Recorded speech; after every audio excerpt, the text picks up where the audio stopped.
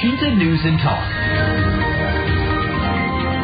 Ketua Dewan Ekonomi Nasional Binsar Panjaitan menyebut pemerintah memberikan peringatan kepada para pengumpulan pajak yang belum melaksanakan kewajibannya kepada negara akan dipersulit dalam pengurusan administrasi negara.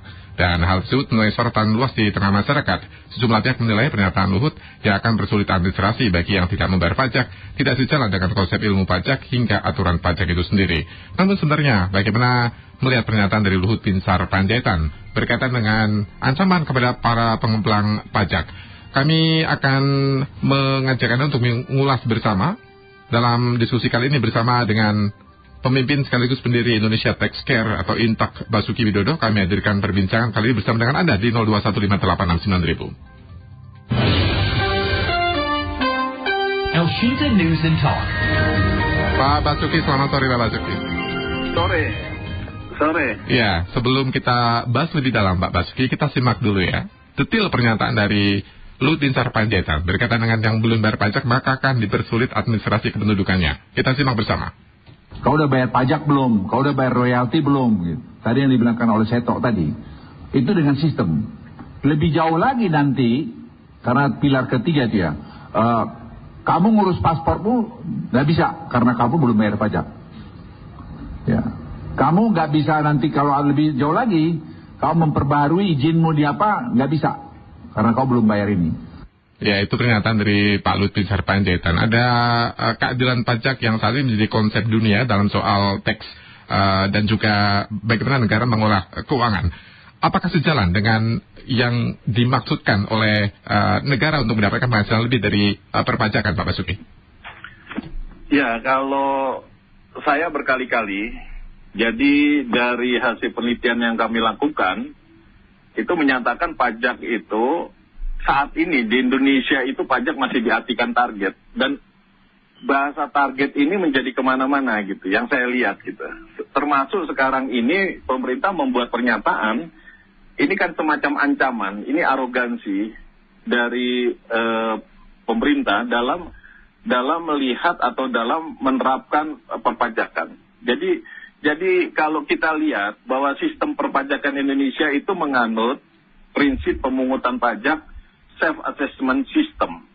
Self-assessment system itu adalah pemungutan pajak di mana pemerintah harus membangun kesadaran masyarakat untuk mau dan mampu menjalankan kewajiban pajaknya.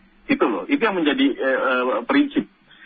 Tapi dengan bahasa-bahasa sekarang itu yang mengancam, yang menekan, ini akan membuat masyarakat ini ketakutan gitu. Jadi pajak ini hadir dengan momok yang menakutkan. Ini sebenarnya sangat berbahaya bagi sistem perpajakan masa depan sistem perpajakan Indonesia gitu nantinya gitu loh. Jadi pemerintah harusnya lebih mengerti tentang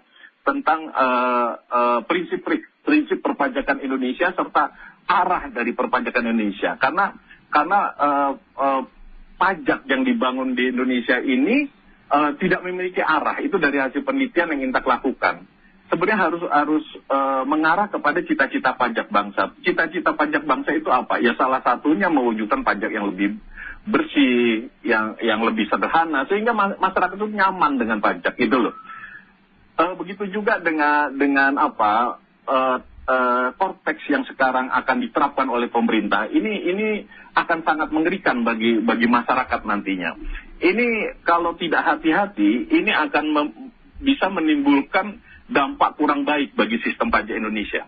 Karena sebenarnya gini, masyarakat kita itu cenderung patuh sebenarnya dibandingkan dengan negara-negara lain. Cenderung orang-orang Indonesia itu cenderung patuh, nurut sebenarnya gitu loh. Tapi dengan bahasa pajak yang sekarang itu, di mana satu prinsip self-assessment, yang kedua cita-cita pajak bangsa itu diabaikan gitu ya, itu tidak diperhatikan. Ini yang nanti akan menjadi sebuah bumerang gitu loh. Jadi kalau saya lihat bahasa-bahasa ancaman, apalagi arogan ya, kalau tidak bayar pajak maka tidak dapat KTP atau BPJS misal gitu ya. Segala macam, paspor segala macam.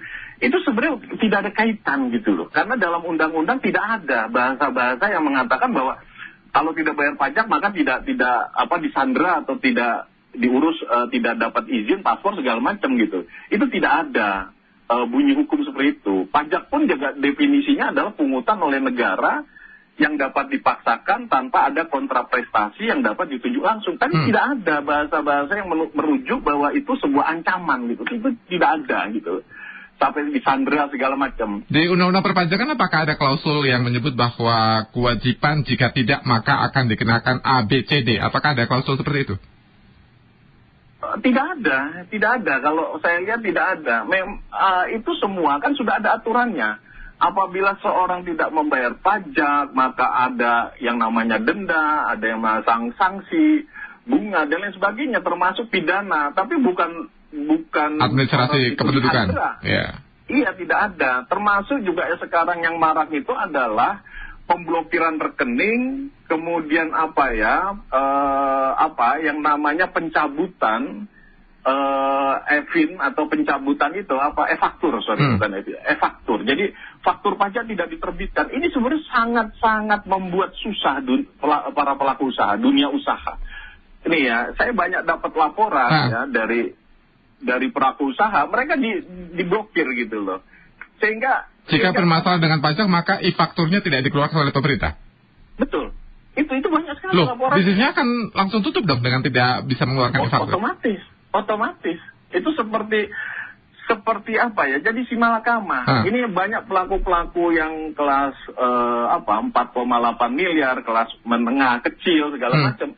Itu Loh, siapa tahu memang perusahaannya sedang bermasalah sehingga butuh tangan pemerintah agar bisa bayar pajak nantinya, kenapa tidak distimulus saja kalau kayak gitu, Pak Basuki? Oh iya, ini sebenarnya yang jadi problem. Jadi bahasa target ini sangat menakutkan, banyak tekanan. Bahkan banyak kasus-kasus yang sebenarnya wajib pajak ini benar, itu ditolak aja. Apa bedanya dengan debt collector kayak gini nih?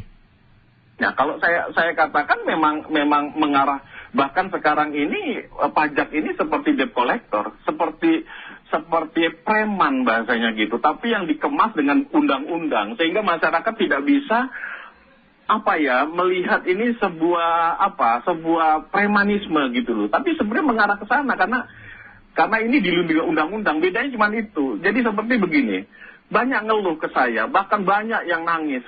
Saya bagaimana mau nagih? Saya tersandera karena saya punya hutang 50 juta katanya. Tapi saya sendiri tidak punya uang. Saya untuk menagih, saya harus ada yang namanya faktur. Sedangkan faktur saya disandera. Ini kan jadi membingungkan gitu loh. Jadi problem-problem ini seharusnya Menteri Keuangan dan Ditjen Pajak harus memperhatikan gitu loh. Ini semakin tekanan ke masyarakat itu semakin mengerikan. Bahkan saya katakan, saya pernah mendampingi beberapa kasus di KPP. Saya bilang begini, petugas pajak menjadi orang-orang yang kejam, jahat, saya bilang. Tidak punya nurani terhadap masyarakat. Masyarakat ini cuma cari makan. Cuma ingin hidup cuman gitu. Yeah. Bagaimana masyarakat ini menanggung sampai ratusan pegawai, tapi pajak tidak pernah tahu. Kamu punya hutang harus lunasi. Saya ambil semuanya, tapi semua ini bisa menjadi sesuatu yang lain. Bisa merenggut kehidupan dari warga negaranya ya, jika kemudian salah ambil itu atau memaksakan mengambil itu. Iya, memang ketetapan pajak itu memang ada, hutang pajak itu ada, tapi bukan berarti bisa diambil semua. Sebab kalau itu diambil, satu saja diambil, misalkan dia punya truk yang bagian dari sebuah distribusi usaha dia, itu lumpuh, dia punya manajemen gitu loh. Jadi orang pajak cuma melihat bahwa itu asetnya banyak, Pak. Itu tanpa memperdulikan bagaimana nasib usaha itu di kedepannya gitu. Oh jelas tanpa memperdulikan itu. Ini yang sangat mengerikan. Padahal seharusnya kan ada hadir pemerintah untuk memastikan bahwa uang berputar sehingga semakin banyak pajak masuk dari perputaran uang. Saya bingung ya, nanti dijelaskan soal konsep itu ya Pak Basuki, tapi kita dengar dulu pernyataan masyarakat. Apakah betul pajak itu jadi momok yang menakutkan buat masyarakat seperti bahasanya Pak Basuki tadi? Ada pendengar kami Pak Santo di Kemanggisan, Jakarta Barat. Selamat sore Pak Santo. Selamat sore. Ya silakan Pak Santo. Ya memang pajak ini jadi, waduh, ini belakangan semenjak adanya tax amnesty dan juga pajak ini semakin digalakkan, memang para pelaku usaha ini semakin was-was lah terhadap pajak ini. Memang satu hal itu periode pertama Pak mantan Presiden Jokowi, memang kita ini rakyat ini rasanya senang membayar pajak lebih karena melihat memang adanya pembangunan yang dilakukan pemerintah. Tapi masuk ke periode kedua ini, maaf ya, agak melenceng sedikit, tapi tidak terlalu kelihatan. Apakah pajak tersebut akan tetap digenjot di periode pemerintahan Presiden Prabowo sekarang? Karena rakyat itu legowo sebenarnya membayar pajak, asalkan pajak yang disetor kepada negara itu terlihat hasilnya. Jangan setiap tahun pajak makin, nggak mungkin dah. KPP itu datang ke pelaku usaha, tahun ini pajak yang disetor lebih sedikit tanpa dicek. Pasti diperiksa dulu sampai ke nggak tahu kemana dah. Kan usaha nggak mungkin setiap tahun naik. Kan ada usaha bisa turun. Naik turun ya Pak, tergantung. Iya, kalau begitu udah agak turun sedikit, waduh, kita sendiri namanya udah mau bayar karyawan, udah ngos-ngosan kayak tadi tuh. Truk itu disita segala macem, dia nggak mikir. Di belakang itu ada puluhan karyawan, ada ratusan karyawan. Ada rumah tangga yang harus dihidupi Pak ya. Iya, dipikir wah ini pabriknya gede, kantornya gede, dia punya armada banyak, karyawannya banyak, langsung nah itu ini. Tapi satu sisi saya kasih tahu kembali bahwa sebenarnya rakyat itu legowo bayar pajak. Tapi yang penting penegakan. Sekarang begini aja. Kita nih rakyat diincar di pajak nih. Ditata, diterusin. Apakah pegawai pajak sendiri kemarin, mohon maaf dari Kemenkeu, sampai ke atas-atasnya mungkin sampai ke setingkat menterinya itu, apakah ada yang udah pernah diperiksa? Kalau belum, apakah udah diperiksa hartanya gimana? Atau gimana, halal semua enggak? Istilahnya begitu, jangan rakyatnya yang ditodong pestol. Sekaligus dong, yang di sana sebagai penegak hukum, sebagai debt collector untuk negara itu juga gimana? Jangan kita aja diincer-incer mulu, orang sananya gimana gitu loh. Jadi rakyat sekali lagi legowo membayar asal uangnya itu benar-benar terlihat manfaatnya untuk halayak banyak, untuk rakyat kecil, pendidikan lebih baik, kesehatan lebih bagus. Apakah itu semua ada lebih baik dibanding periode tahun-tahun sebelumnya? Pembangunan digenjot. Ini kan semua kan kita bayarkan untuk negara itu lebih bagus. Sekarang kita lihat Vietnam. Investasi Malaysia dengan dibukanya Singapura dan Johor. Investor pada banyak yang mau ke Singapura karena Johor itu sudah dianggap seperti satu kawasan dengan Singapura. Belum lagi Vietnam, dari segi olahraga, dari segi investasi, semuanya masuk ke sana. Ini kan satu rangkaian sebenarnya. Apakah kita dapat restitusi pajak untuk bagi investor asing? Sekarang coba lihat iPhone. Sampai hari ini nggak ada kejelasan dia mau datang. Ya, so, jadi dari pegawai pajak, dari Kemenkeu, dari ya sebenarnya BKPM, penanaman modal, ini semua satu rangkaian. Kita nih pajak ini salah satunya ini hanya untuk mensupport agar menghidupi semua komponen pemerintahan itu berjalan dengan baik dan rakyatnya juga bisa lebih sejahtera makin dari waktu ke waktu. Transparansi ya penggunaan pajak. Terima kasih Pak Santo di Kemanggisan, ada Pak Siregar di Serpong, Tangerang Selatan. Selamat sore Pak Siregar. Selamat sore Mas Asrofi. Silakan. Aduh, narasumbernya jangan terlalu dramatisir lah. Kenapa memang Pak? Pajak itu wajib. Saya mau analogikan gini Mas Asrofi. Air Sinta bikin kontrak dengan perusahaan kecil dengan karyawan 5 orang. Dia perusahaan penagih pajak. El Sinta udah bayar nih pajaknya, udah bayar semua pekerjaannya. Toh El Sinta kan akan laporkan itu bahwa sudah bayar pajak. Cuman perusahaan itu tidak membayarkan ke negara. Makanya e-walletnya diblokir. Gitu loh. Jadi saya yakin sih pemerintah tidak semena-mena itu memblokir itu. Bahwa pengusaha kita banyak yang nakal, iya. Jadi kita jangan negatif thinking terus lah sama pemerintah ini. Saya sih pernah kerja di perusahaan kecil ya. Bahkan saya sempat belajar pajak. Emang bertahun-tahun kok nggak dilaporin. Sekarang pemerintah sudah mulai tegas. Kita mau nggak berbenah? Kan begitu. Saya ingat benar itu tempat saya kerja. Pegawainya cuma 4 orang.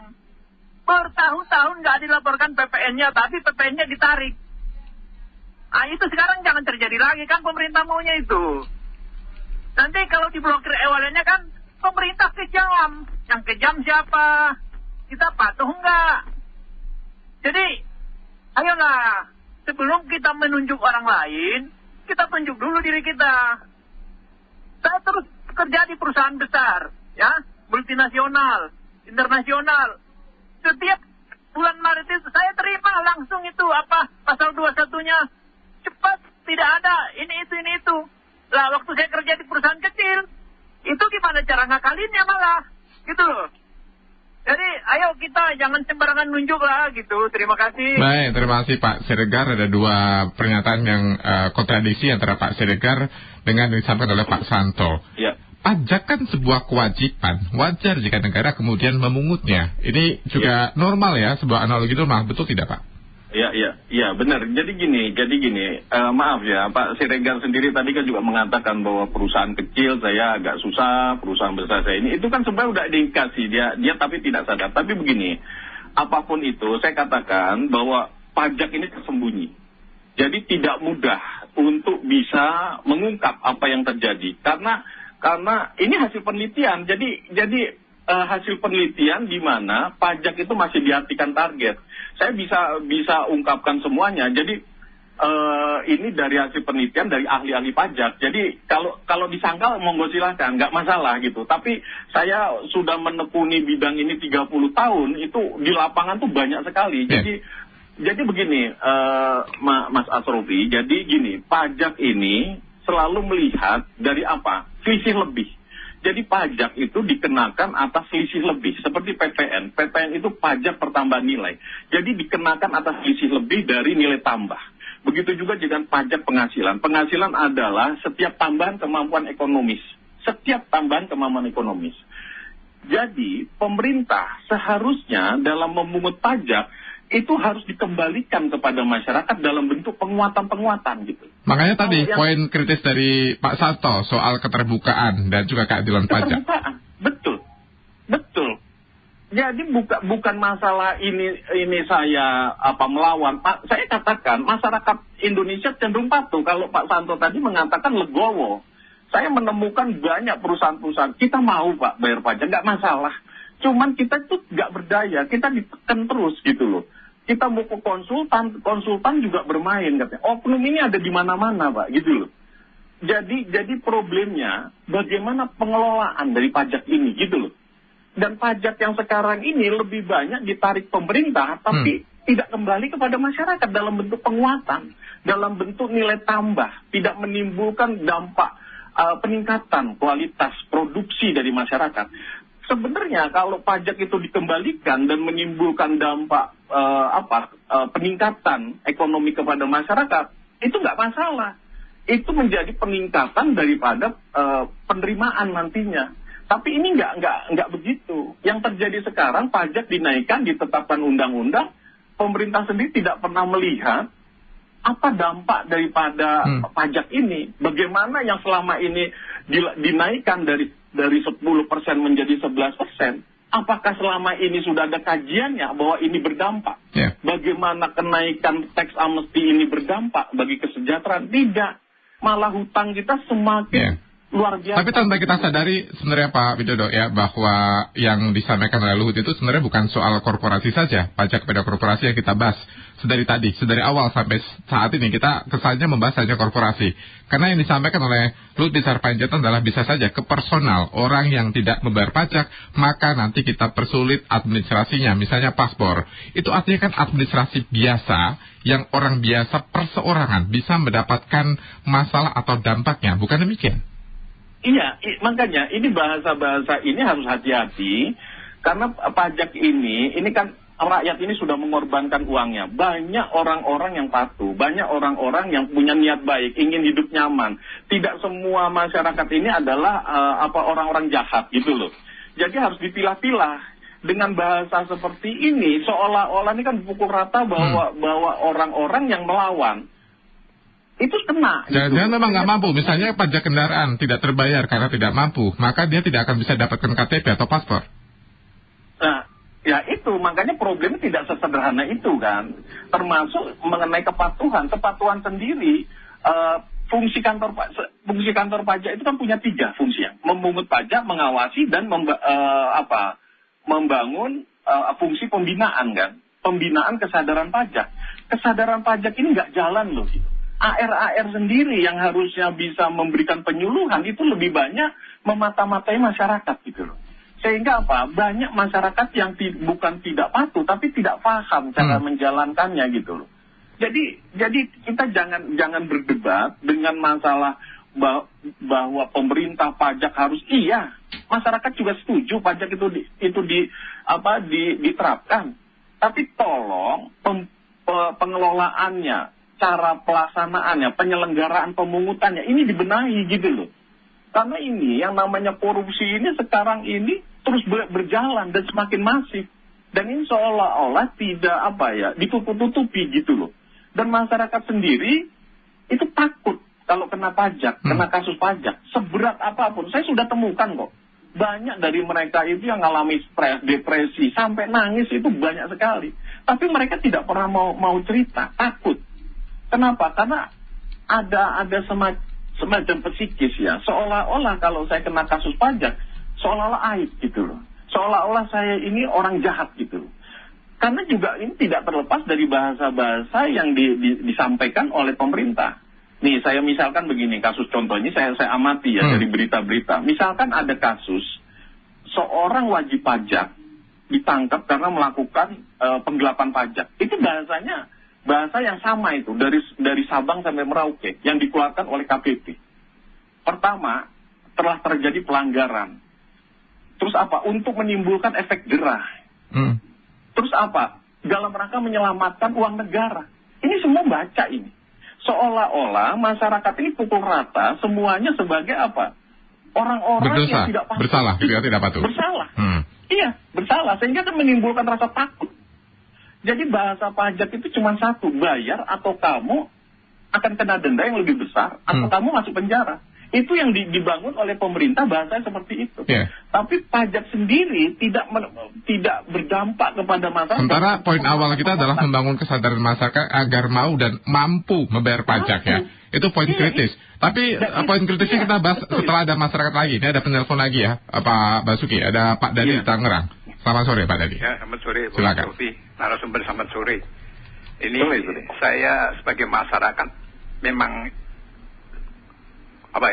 pedulilah pajak ini, menyadarin bahwa pajak itu masuknya kan ke negara, dikembalikan ke rakyat, ya itu udah pasti itu, ya untuk bangun kayak untuk bantuan apa macam-macam. Yang belakangan nyolok ini kan makan bergizi gratis, ini uang dari pajak ini, APBN nih, ya kan, yang dikembalikan triliunan, iya saya paham tuh, itu semua dari pajak. Sekarang kan nyapa ini, yang nyapa untuk anak-anak sekolah, ya generasi kita nih Pak narasumber. Jelas nih. Jadi istilahnya sebetulnya kesadaran aja.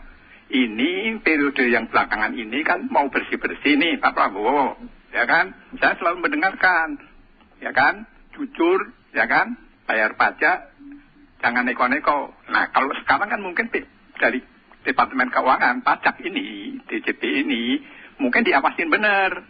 Pak Prabowo langsung kan ini harus mengetahui transaksi. Bahkan ada laporan khusus pemasukan pajak negara.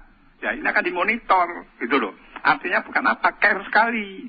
Kalau pengusaha bersih ya lancar kok, semua nggak ada masalah kok. Kalau saya perkirakan gitu loh. Perusahaan-perusahaan itu kalau yang benar-benar nggak neko-neko, kadang-kadang dulu itu bukan sekarang ya. Ini periode baru. Ini ngomongin yang dulu Pak. Kasus kejadian-kejadian kemarin itu yang orang Departemen Perpajakan bikin konsultan itu kan nakal semua itu. Masyarakat tahu. Sekarang udah nggak ada Pak ya? Iya, ini makanya kita itu jangan bicara yang dulu udah hapus tuh.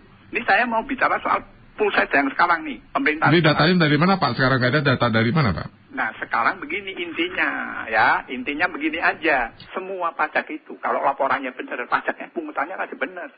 Tapi kalau dia neko-neko bikin acara laporan pajak gada itu gimana? Ya itu kan itu awalnya dari itu kejujuran, gitu aja intinya cuma itu. Kalau jujur, saya pendapatan sedikit, bayarnya sedikit, hasilnya banyak, bayar banyak, udah itu aja intinya. Cuman dulu itu kan pada neko-neko, ngakalin. Pengusaha juga bilang, bisa nggak ini gini. Akhirnya dikurangi, yang nakal yang ditanya pajak. Ini kan semua kan dibikin.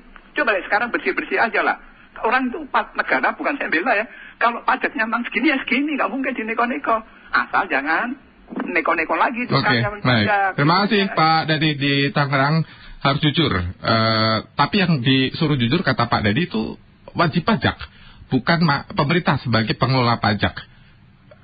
Yang harus jujur yang mana nih, Pak Basuki? Makanya, ini kompleksnya sistem pajak. Saya kan mengatakan bahwa sistem pajak Indonesia itu tidak memiliki arah yang jelas. Itu yang pertama. Jadi sebenarnya pajak ini mau dibawa kemana?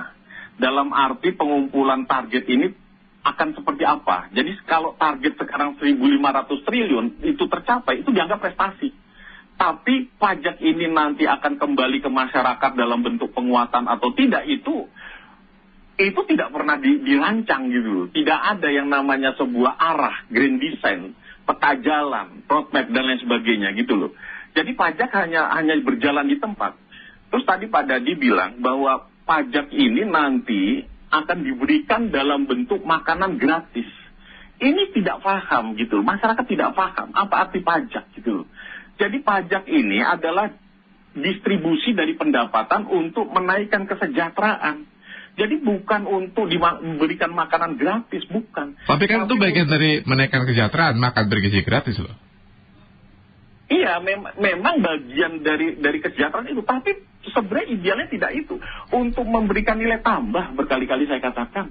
Jadi kalau misalkan di negara-negara maju, itu pajak itu dengan memberikan sekolah gratis, nanti anak-anak itu bisa punya kemampuan, bisa bersaing, bisa punya nilai tambah dalam apa? Pendidikan.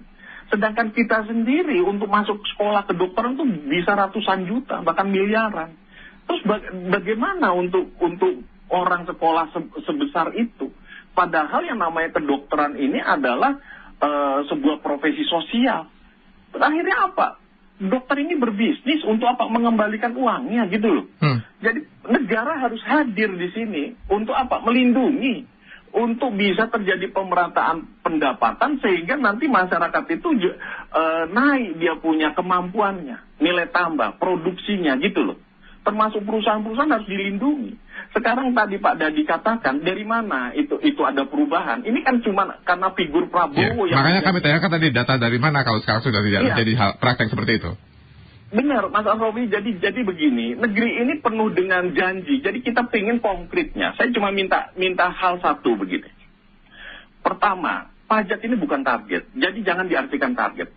Pajak itu harus mendasarkan pada titik optimal berapa, titik optimum berapa yang bisa ditarik oleh masyarakat gitu loh. Kalau untuk konglomerat itu jangan ada lagi yang ini banyak pengusaha-pengusaha besar yang berlindung di balik apa oknum-oknum. Jadi oknum ini berkeliaran di mana-mana. Saya itu sudah melaporkan banyak kasus-kasus, tapi tidak ada yang namanya solusi. Saya sampai pernah membuat surat kepada Sri Mulyani dan Presiden untuk dibuat semacam unit task force, semacam unit yang bisa menampung secara cepat apa yang terjadi di Satgas gitu ya. Iya. Jadi bukan pemerintah sendiri kalau ditanya apa solusinya, keadilan dari masyarakat. Oh, kita sudah sediakan yang namanya keberatan, yang namanya banding.